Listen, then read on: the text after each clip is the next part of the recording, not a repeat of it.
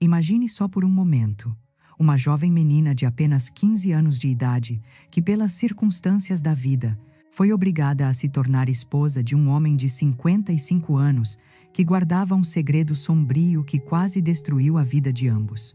Mas às vezes, mesmo quando tudo parece perdido, a vida nos mostra que até as situações mais dolorosas podem se transformar em lições que jamais imaginaríamos. Olá a todos que estão comigo agora. Se é sua primeira vez aqui, inscreva-se, ative as notificações e me diga nos comentários de onde você está nos assistindo. Meu nome é Rosa Helena Mendonça Ortiz, tenho 73 anos e vivo em Oaxaca, na mesma casa onde vi meus filhos crescerem e onde agora, todos os finais de semana, meus netos vêm almoçar comigo. Se você passar pelo bairro de La Soledad, certamente me verá, sempre fazendo crochê no corredor da minha casa, com uma xícara de café ao lado. Hoje decidi compartilhar uma história que guardei no fundo do meu coração por muitos anos.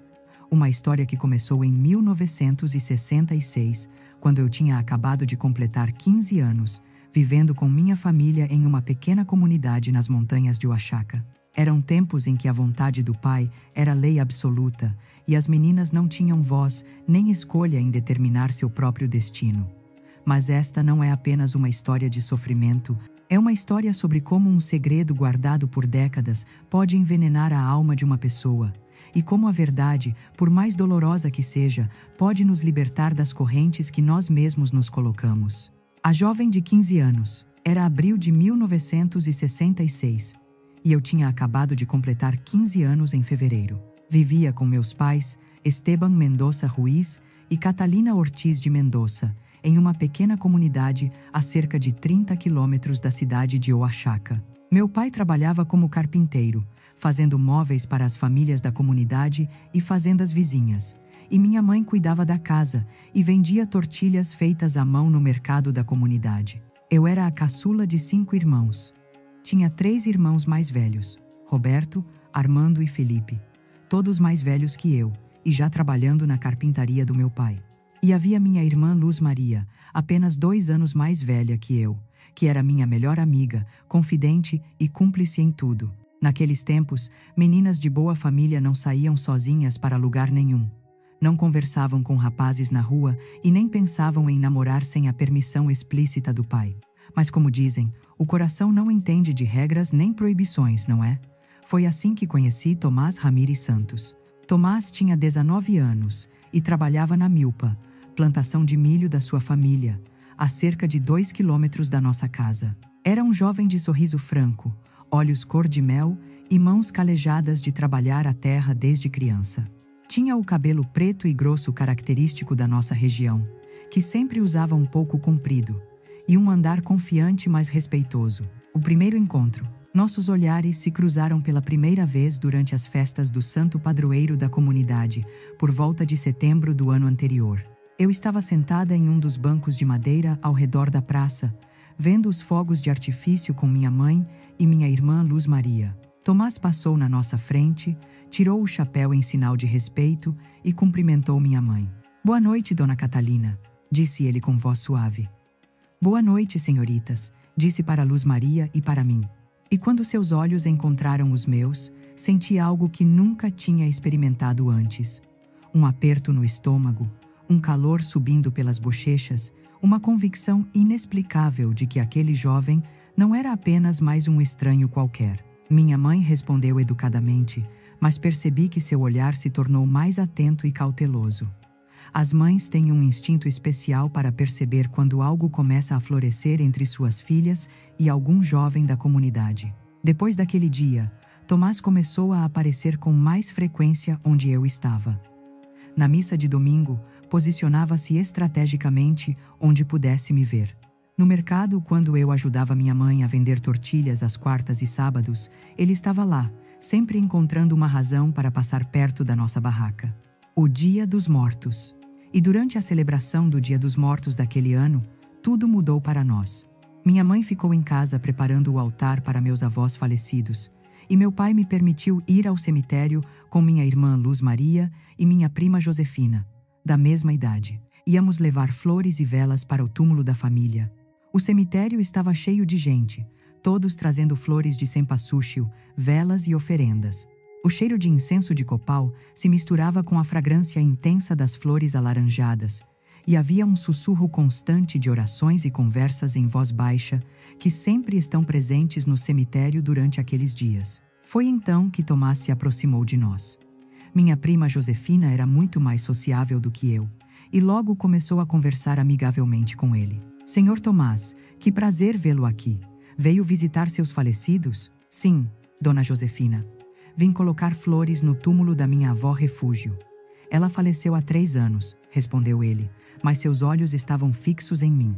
Que lindo que se lembre dela, disse Luz Maria, sempre tentando facilitar as coisas.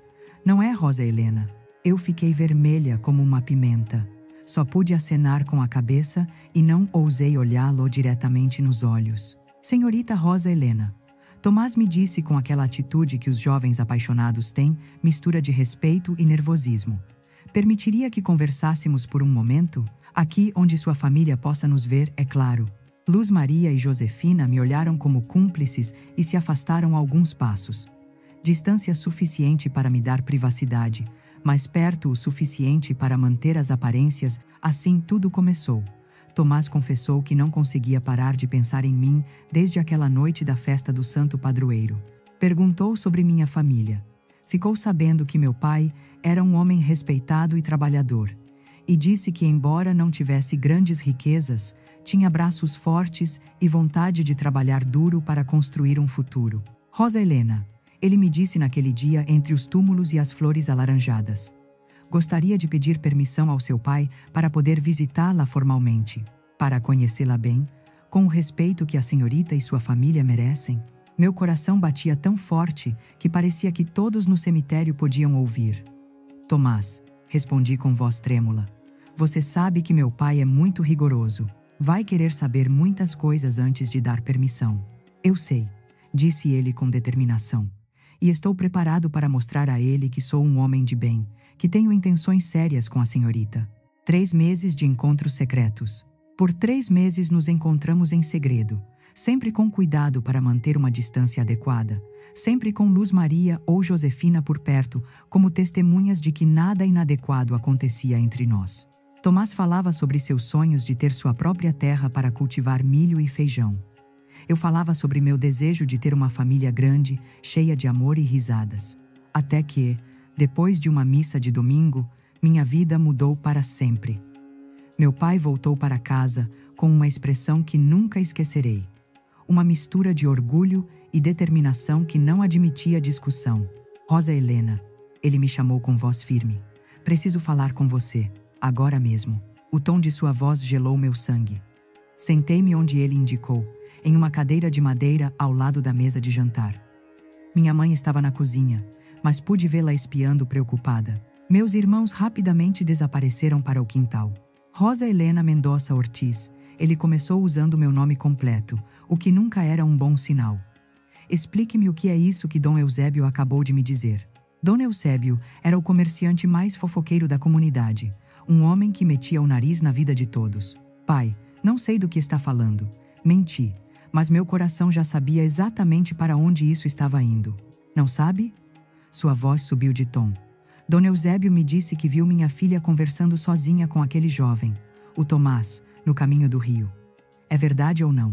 Lágrimas começaram a se formar nos meus olhos. Pai, nunca fizemos nada de errado, só conversamos. Luz Maria sempre estava por perto. Desde quando? Ele perguntou naquela voz baixa que usava quando estava genuinamente zangado. Desde o dia dos mortos, admiti em voz baixa. O silêncio que se seguiu foi aterrorizante.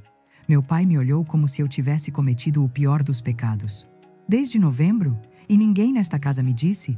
Ele se virou para a cozinha, onde minha mãe estava congelada. Catalina, você sabia disso? Esteban.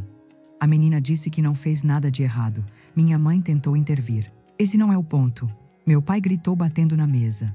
O ponto é que minha filha estava se encontrando secretamente com um jovem, como se nossa família não tivesse honra a zelar. Pai, Tomás é um bom jovem e trabalhador. Ele queria vir falar com o senhor. Só estávamos esperando o momento certo. Momento certo? Ele deu um sorriso amargo. O momento certo teria sido antes de começarem a se encontrar. Um jovem decente viria bater à porta e pedir permissão. Não seduz meninas pelas costas dos pais. Ele não me seduziu, pai. Nós só. Silêncio. Ele me interrompeu. Já tomei uma decisão sobre seu futuro, Rosa Helena. E essa decisão não inclui aquele jovem que não tem nada a oferecer. Era como se o chão se abrisse sob meus pés. O que isso significa? Meu pai sentou-se pesadamente na cadeira. Dom Maurício Velásquez Campos veio me procurar há 2 semanas. Manifestou interesse em se casar com você. Dom Maurício. Dom Maurício? O nome saiu da minha boca quase como um grito. Mas pai, ele tem 55 anos, é velho, mais velho que o senhor. Tem exatamente 54, meu pai corrigiu. É um homem maduro, viúvo, proprietário de terras e gado. Pode lhe dar uma vida estável e digna. Mas eu não o quero, pai. Nem o conheço bem. O amor vem depois, Rosa Helena. O importante é o respeito e a estabilidade. Dom Maurício é um homem respeitado em toda a região. Então por que a esposa dele morreu tão jovem? Perguntei desesperadamente procurando qualquer argumento. Morreu de uma doença do coração há 5 anos. Não tinha boa saúde desde que nasceu. Isso não tem nada a ver com você. Minha mãe finalmente teve coragem de se aproximar. Esteban, a menina tem apenas 15 anos. Não é muito jovem? É a idade perfeita para aprender a ser uma esposa. Meu pai respondeu categoricamente. Já decidi, Catalina. Aceitei o pedido de Dom Maurício. O casamento será daqui a 2 meses. 2 meses! Gritei sem poder me conter. O senhor não pode fazer isso comigo. O olhar que ele me lançou me fez entender que eu tinha cruzado uma linha. Posso e vou fazer. Você é minha filha, e enquanto viver sob meu teto, fará o que eu digo. Vai se casar com Dom Maurício e será uma esposa grata. Naquela noite, chorei até não ter mais lágrimas. Luz Maria tentou me consolar, e as 2 choramos juntas na cama que compartilhávamos. Vai ter um jeito, Rosa, ela sussurrou. Tem que ter. Mas nós 2 sabíamos que naquela época e lugar, não havia como ir contra a vontade do pai. Se você estivesse no meu lugar naquele momento, o que teria feito? Me diga nos comentários se eu deveria ter fugido ou se foi certo obedecer. Adoro ler o que vocês pensam. Os dias antes do casamento. Os dias que se seguiram foram uma tortura. Minha mãe e as mulheres vizinhas começaram a preparar meu vestido de noiva. Um vestido branco simples, mas bonito. Minhas tias vieram para ajudar a preparar a pequena celebração que aconteceria após a cerimônia, e eu andava pela casa como um fantasma. Não queria comer, não queria falar, só esperava que alguém me acordasse desse pesadelo. Tomás ficou sabendo do que estava acontecendo. Uma tarde ele apareceu na carpintaria do meu pai. Com o chapéu nas mãos e o coração no peito, pediu para falar com meu pai. Dom Esteban, disse ele com todo o respeito do mundo. Vim formalmente pedir a mão da sua filha Rosa Helena. Meu pai o olhou com desdém. Você está atrasado, jovem. Minha filha já está comprometida. Por favor, Dom Esteban, eu a amo. Posso trabalhar duro, posso dar a ela uma boa vida. Com o quê? Meu pai perguntou friamente. Com o pouco dinheiro que ganha trabalhando na terra dos outros, minha filha merece mais do que isso. Eu mereço ser amada, pai, disse eu que estava ouvindo da porta. Mereço alguém que me veja como uma pessoa, não como uma propriedade. Rosa Helena, vá para seu quarto, agora mesmo. Mas eu não me movi. Não, pai, o senhor está me vendendo como uma vaca. Dom Maurício prometeu algo ao senhor? Terra? Dinheiro? O som do tapa que meu pai me deu ecoou por toda a carpintaria. Foi a primeira e última vez na minha vida que meu pai me bateu. Não seja desrespeitosa comigo, ele disse com voz trêmula de raiva. E você, jovem, ele se virou para Tomás. Saia daqui antes que eu chame meus filhos. Tomás me olhou com lágrimas nos olhos, se virou e saiu. Foi a última vez que o vi antes do casamento. O dia do casamento. O dia do meu casamento chegou como chega uma tempestade, inevitável e destrutivo. Era um sábado de junho, com aquele calor úmido característico de Oaxaca nessa época. Acordei cedo com o nó no estômago que me acompanhava há semanas. Minha mãe e minhas tias me ajudaram a me vestir. O vestido branco que costuraram era lindo. Isso era inegável, mas para mim parecia um disfarce, algo que não me pertencia. Você está linda, minha filha, disse minha mãe com lágrimas nos olhos, mas eu sabia que não eram lágrimas de alegria. A cerimônia seria às 3 da tarde na igreja da comunidade. Dom Maurício chegou em uma caminhonete, algo raro de se ver naqueles tempos. Era um homem alto, de ombros largos, cabelo completamente grisalho penteado para trás com brilhantina. Usava um terno cinza muito formal, sapatos engraxados e um relógio de ouro que brilhava no pulso. Tinha o rosto bronzeado de alguém que passa muito tempo ao sol, rugas profundas ao redor dos olhos e uma expressão séria que beirava o severo. Suas mãos eram grandes e ásperas. Mãos que muito trabalharam, mas também muito mandaram. Quando me viu, acenou com aprovação. Muito bem, disse ao meu pai, como se eu não estivesse ali. A menina está apresentável. Durante toda a cerimônia senti que estava fora do meu corpo. Olhando de cima para baixo, vendo aquela menina de branco prometer amar e obedecer a um homem que poderia ser seu avô. Quando o padre Júlio perguntou se eu aceitava Maurício Velásquez Campos como marido, o sim ficou preso na minha garganta por segundos que pareceram uma eternidade. Senti o olhar furioso do meu pai, senti a mão de Dom Maurício apertando a minha com força e finalmente disse em uma voz quase inaudível: sim, aceito. O beijo que ele me deu depois foi possessivo e áspero, na frente de todos. Não foi um gesto de amor, foi uma marca de posse. Como marcar território. A casa dos fantasmas. Depois da pequena festa na casa dos meus pais, Dom Maurício me levou para sua fazenda. Ficava a cerca de 20 quilômetros da comunidade. Durante o trajeto, ele mal falou, apenas fez comentários sobre a propriedade que eu logo conheceria. Quando chegamos, devo admitir que era impressionante. Uma grande casa de adobe com telhado de telhas, varanda na frente, currais com gado, estábulo, um pomar extenso. Pelos padrões da época, Dom Maurício era realmente um homem rico. Este é seu lar agora, disse ele, me ajudando a descer da caminhonete. Espero que saiba cuidar bem da casa e cumprir seus deveres de esposa. Uma mulher idosa apareceu na porta. Era Dona Petra, a funcionária que cuidava da casa. Ela me olhou com olhos que misturavam compaixão e preocupação, e isso arrepiou minha pele. Dona Petra, esta é Rosa Helena, minha nova esposa. É jovem, então você terá que ensiná-la sobre os afazeres da casa. Bem-vinda, senhorita, Dona Petra me disse. Havia tanta dor naquelas duas palavras que imediatamente soube que algo estava errado naquela casa. Dom Maurício me mostrou rapidamente a casa. A sala com móveis pesados e antigos, a cozinha grande, vários quartos e, finalmente, o quarto do casal. Um quarto dominado por uma enorme cama de madeira esculpida, uma cômoda antiga com espelho, duas cadeiras e uma janela com cortinas de renda que davam para o quintal. Arrume-se, disse ele colocando minha mala sobre a cama.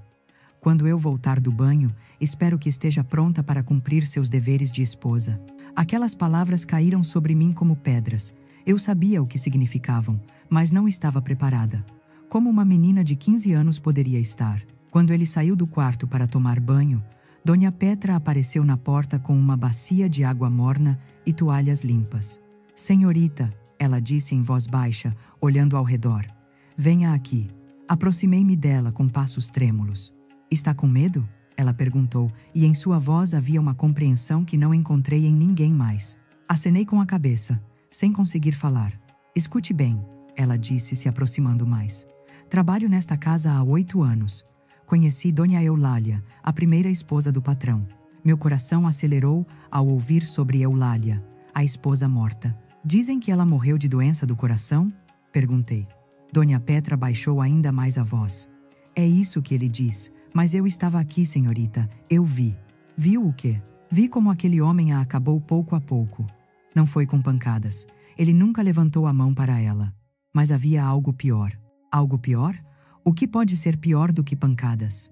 Um segredo, disse Dona Petra. Um segredo tão grande e tão sombrio que consumiu Dona Eulália por dentro, até que seu coração literalmente não aguentou mais. Senti um calafrio percorrer minha espinha. Que tipo de segredo? Dona Petra olhou novamente para o corredor, certificando-se de que ninguém estava por perto. Não posso dizer mais agora, senhorita, mas tome cuidado. E quando ele começar a agir estranhamente à noite, quando vir ele sair para o celeiro depois da meia-noite, não o siga. Não pergunte. É mais seguro não saber. Dona Petra, está me assustando. Ótimo, ela disse. É melhor viver com medo do que curiosa e morta. Antes que eu pudesse perguntar mais, ouvimos o som da água parando no banheiro. Dom Maurício tinha terminado o banho. Vamos, senhorita, Dona Petra me disse entregando a toalha. Prepare-se e lembre-se do que eu disse. Ela saiu do quarto e eu fiquei sozinha com um medo multiplicado por 1000. Agora não tinha apenas medo da noite de núpcias que se aproximava, mas de algo muito pior, de um segredo que poderia me matar. A primeira noite e o segredo. O que aconteceu naquela noite foi tão doloroso e humilhante quanto eu esperava. Dom Maurício não foi gentil nem atencioso. Ele me tratou como um objeto, como algo que comprou e tinha direito de usar. Quando terminou, virou-se e dormiu, me deixando ali sangrando e chorando em silêncio. Mas aquilo era apenas o começo. Os dias que se seguiram estabeleceram uma rotina estranha naquela casa. Durante o dia, Dom Maurício era uma pessoa séria, mas correta.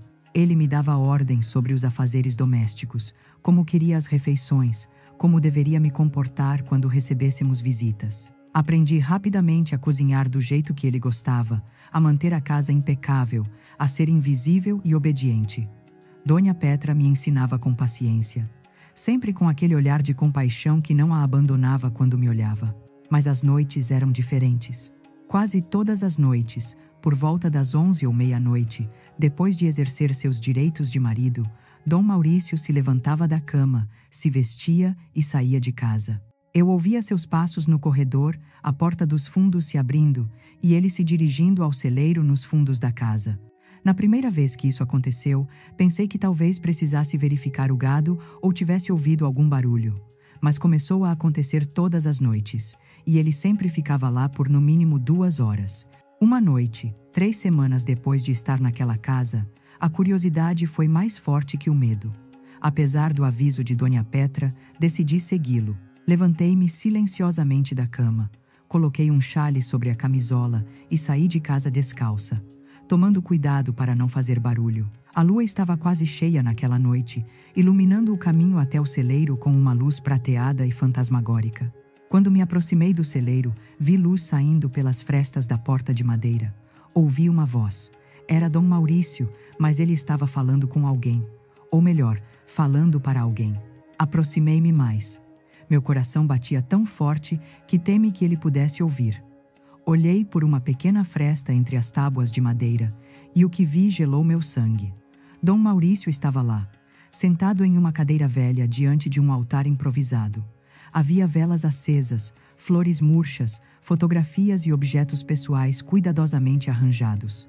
E no centro de tudo, uma grande fotografia de uma mulher jovem e bonita. Mas o que me encheu de terror foi o que ele estava fazendo. Ele estava falando com aquela fotografia como se a mulher estivesse viva. Eulália, meu amor. Ele disse em uma voz completamente diferente da que usava comigo. Hoje foi um dia difícil. A nova menina que trouxeram não chega aos seus pés. Ninguém pode substituir você. Senti um nó no estômago. Eulália, a esposa morta. Me perdoe por ter me casado novamente, ele continuou. Tive que fazer. As pessoas esperavam que eu continuasse minha vida. Mas você sabe que meu coração ainda pertence apenas a você. E então, para meu completo horror, ele começou a chorar. Aquele homem duro e frio estava chorando diante do altar de sua esposa morta. Você não deveria ter ido, Eulália. Não deveria ter me deixado sozinho. Você prometeu que estaríamos juntos para sempre. Por que me abandonou? Comecei a entender. Dom Maurício não tinha superado a morte de sua primeira esposa. Ele estava completamente obcecado por ela, vivendo em uma realidade onde ela ainda existia de alguma forma. E então ele disse algo que tensionou todo o meu corpo de medo. Mas não se preocupe, meu amor. Logo estaremos juntos novamente, desta vez para sempre. Só mais um pouco de espera, quando eu tiver tudo preparado, e então ninguém nunca nos separará. O que isso significava? Ele estava planejando algo? Ele estava planejando se matar? Naquele momento, pisei sem querer em um galho seco. O som ecoou no silêncio da noite como um tiro. Dom Maurício se levantou imediatamente. Quem está aí? Tentei fugir, mas ele foi mais rápido. Me pegou antes que eu chegasse a casa, agarrando meu braço com força. O que está fazendo aqui? Ele gritou, mas em seus olhos não havia raiva. Havia medo. Eu só. Ouvi um barulho e pensei que algo estivesse errado, gaguejei. Quanto você viu? Nada, não vi nada, juro. Mas nós dois sabíamos que era mentira. Ele me arrastou de volta para casa, mas não para o quarto do casal. Ele me levou para um pequeno cômodo ao lado da cozinha, uma espécie de despensa, e me trancou lá. Você vai ficar aqui até eu decidir o que fazer com você. Ele disse antes de trancar a porta. Fiquei lá, na escuridão total, tremendo de medo e frio, pelo que pareceram horas. Quando a porta finalmente se abriu, já era manhã, e quem entrou não foi Dom Maurício, mas Dona Petra. A verdade sobre Eulália. Menina tola, ela disse me ajudando a me levantar. Eu te disse para não ser curiosa. Eu avisei. Dona Petra, o que vai acontecer comigo? Ele vai me matar? Não sei, senhorita. Mas agora que você conhece seu segredo, está em perigo. O que realmente aconteceu com Dona Eulália? Dona Petra suspirou profundamente e sentou no chão ao meu lado. Dona Eulália não morreu de doença do coração, senhorita. Morreu de tristeza, de cansaço, de viver com um homem que nunca parou de amar seu primeiro amor. Primeiro amor? Dom Maurício se apaixonou por uma menina quando era jovem. Foi nos anos 1920. O nome dela era Soledad. Iam se casar, mas ela morreu de tifo 2 semanas antes do casamento. Dom Maurício nunca a esqueceu. Então por que se casou com Dona Eulália? Pressão da família. 15 anos se passaram e a mãe dele o forçou a se casar para ter herdeiros. Dona Eulália era uma boa menina, paciente, pensou que com tempo e carinho poderia conquistar o coração dele. Mas nunca conseguiu. Porque ele ainda amava uma morta? Exatamente. Todas as noites ele ia ao celeiro onde tinha um altar para a Soledad. Falava com ela, levava flores, vivia como se ela ainda estivesse viva. E Dona Eulália teve que suportar ser a segunda opção, a substituta de alguém que nunca poderia substituir. Então o altar que via de Dona Eulália, Dona Petra assentiu. Quando ela morreu há 5 anos, Dom Maurício transferiu toda aquela obsessão para ela. Agora ele tem 2 fantasmas com quem vive, Soledad e Eulália. E você é apenas um corpo vivo na casa dos mortos. As palavras de Dona Petra ecoaram na minha cabeça por dias. Eu estava presa em uma casa com um homem que vivia mais com fantasmas do que com os vivos. Um homem que me usava como um objeto todas as noites e depois ia declarar amor eterno a mulheres mortas. Dom Maurício me deixou sair da despensa, mas me advertiu com voz ameaçadora. Se você contar para alguém o que viu, para sua família ou qualquer pessoa da comunidade, uma palavra que seja, vai se arrepender. Esta é minha casa, você é minha esposa, e o que acontece aqui não é da conta de mais ninguém. A vida naquela casa se tornou um inferno diferente do que eu imaginava. Não havia pancadas, não havia gritos, mas havia algo pior. A sensação constante de viver com fantasmas, de ser invisível, de existir apenas como substituta temporária das mulheres que ele realmente amou. Assim se passaram 3 meses. 3 meses de desempenhar mecanicamente meus deveres, de ser uma sombra, sem esperança de que algo mudasse. Até uma noite em que tudo desmoronou. A noite da confissão. Era uma noite de setembro, o ar estava fresco depois de uma tempestade que caiu à tarde. Dom Maurício bebeu mais do que o normal durante o jantar. Era mescal que guardava para ocasiões especiais. Depois de exercer os direitos conjugais de forma ainda mais áspera que o normal, levantou-se e se dirigiu ao celeiro como sempre. Mas aquela noite foi diferente. Ouvi o gritar do celeiro. Não eram gritos de raiva, eram gritos de angústia, de dor profunda. Apesar do medo, apesar dos avisos, corri para o celeiro. Quando abri a porta, encontrei-o caído no chão, chorando como uma criança, cercado pelas fotografias de suas 2 esposas mortas. Não aguento mais, ele soluçava. Não posso continuar vivendo assim. Sinto tanta falta delas. Quero estar com elas. Ajoelhei-me ao seu lado, sem saber o que fazer. Dom Maurício, o que está acontecendo? Ele me olhou com olhos vermelhos, perdidos. O que você sabe sobre dor, menina? O que você sabe sobre perder quem você ama e ter que continuar vivendo como se nada tivesse acontecido? Eu sei como é perder minha liberdade. Respondi com mais coragem do que achei que tinha. Sei como é viver com alguém que me vê como um fantasma, como substituta de algo que nunca poderei ser. Algo nas minhas palavras o atingiu. Ele me olhou de verdade pela primeira vez desde que nos casamos, como se só agora percebesse que eu era uma pessoa real. É isso que você é para mim? Ele perguntou. Um fantasma? Sou pior do que isso, Dom Maurício. Sou um corpo vivo na casa dos mortos. O Senhor vive com elas, não comigo. Ele ficou em silêncio por um longo tempo, processando minhas palavras. E então, para minha completa surpresa, começou a me contar tudo. Falou-me sobre Soledade, seu primeiro amor, uma menina de 16 anos que morreu em seus braços delirando de febre, fazendo-o prometer que nunca a esqueceria. Contou-me como aquela promessa se tornou uma maldição que arruinou seu casamento com Eulália, uma boa mulher que não merecia ser sempre a segunda no coração de seu marido. Eulália realmente tentou muito, ele disse com a voz embargada. Foi paciente, carinhosa, compreensiva, mas eu não conseguia dar a ela o que ela precisava, porque meu coração ainda estava enterrado com Soledade, e quando Eulália morreu, percebi o que tinha feito. Eu a condenei a uma vida sem amor verdadeiro, e a culpa está me consumindo vivo. E eu? Perguntei. Vou acabar como ela? Vou me consumir esperando por um amor que nunca virá? Dom Maurício cobriu o rosto com as mãos. Não sei. Não sei como deixar ir o passado. Não sei como viver o presente quando todos que amei estão no passado. Foi naquele momento que entendi algo. Dom Maurício não era um monstro maligno. Era um homem quebrado, preso em sua própria dor, incapaz de deixá-la ir, e sua dor estava destruindo tudo ao seu redor. Dom Maurício, disse com uma firmeza que não sabia que tinha. O senhor precisa de ajuda, precisa falar com alguém que possa ajudá-lo a se curar, porque se não fizer isso, vai destruir minha vida como destruiu a vida de Dona Eulália. Quem pode me ajudar? Ele perguntou desesperado. Quem pode entender esse fardo que carrego? O Padre Júlio, sugeri. Ele é um homem sábio, já ajudou muitas pessoas a aliviarem seus fardos. Dom Maurício me olhou com uma expressão de surpresa e talvez esperança. Você iria comigo? Sim, eu disse. Irei com o senhor. O caminho para a cura. E assim, no dia seguinte, fomos juntos à comunidade procurar o Padre Júlio. Aquela visita mudou tudo. O Padre Júlio nos recebeu na sacristia da igreja. Era um homem idoso, com rosto bondoso e olhos que viram muito sofrimento humano. Ele ouviu a confissão completa de Dom Maurício, acenando com compreensão, sem julgar ou interromper. Quando Dom Maurício terminou, o Padre Júlio disse: Filho, você fez do amor um ídolo. Colocou essas mulheres mortas em um lugar no seu coração que só Deus deveria ocupar.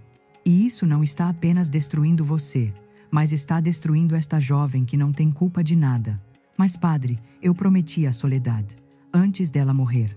Essa foi uma promessa que um menino assustado fez vendo a pessoa que amava morrer. O padre respondeu. Deus não exige que você cumpra uma promessa que destrói você e os outros. Deus quer que você viva, que ame os vivos, que honre os mortos com uma vida bem vivida, não com uma vida na morte. As palavras do padre penetraram fundo em Dom Maurício.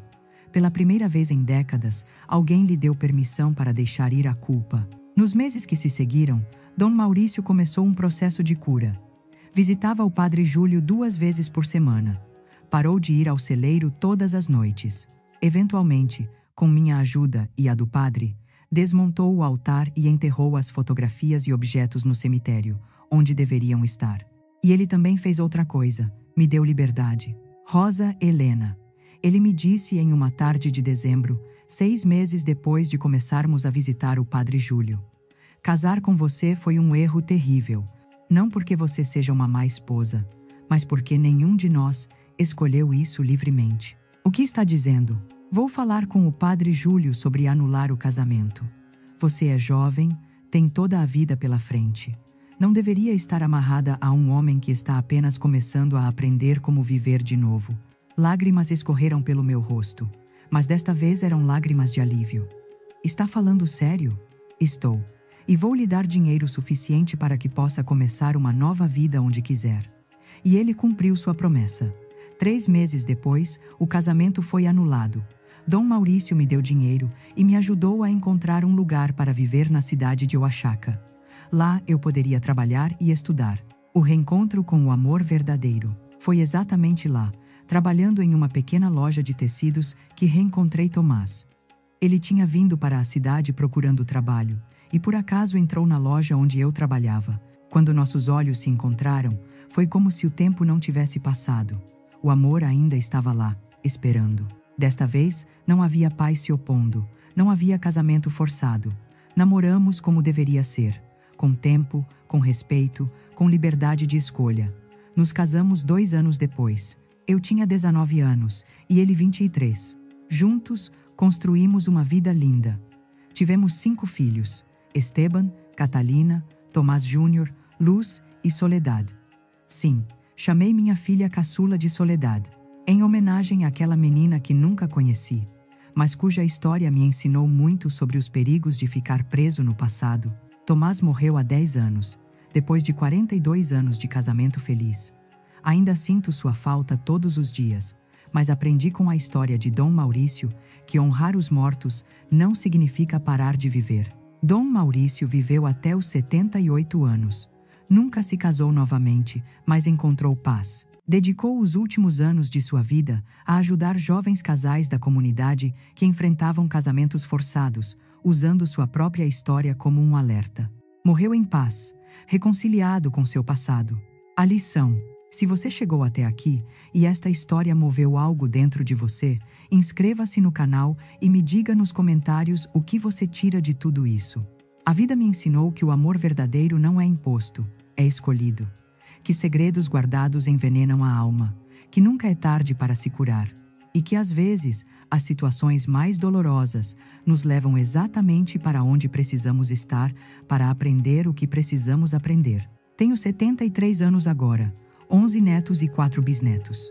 E cada vez que vejo minhas netas crescendo, com liberdade para escolher seus caminhos, estudar, amar quem quiserem, agradeço a Deus que os tempos mudaram, mas também agradeço àquela menina que eu era aos 15 anos, aquela que encontrou coragem para enfrentar a dor de outro ser humano, que ofereceu compaixão onde poderia ter oferecido ódio, que perdoou quando teria sido mais fácil guardar rancor, porque no final, a liberdade que dei a Dom Maurício para se curar foi exatamente a mesma liberdade que ele me devolveu. E aquela liberdade me levou direto para os braços do homem que estava destinado a ser meu companheiro de vida.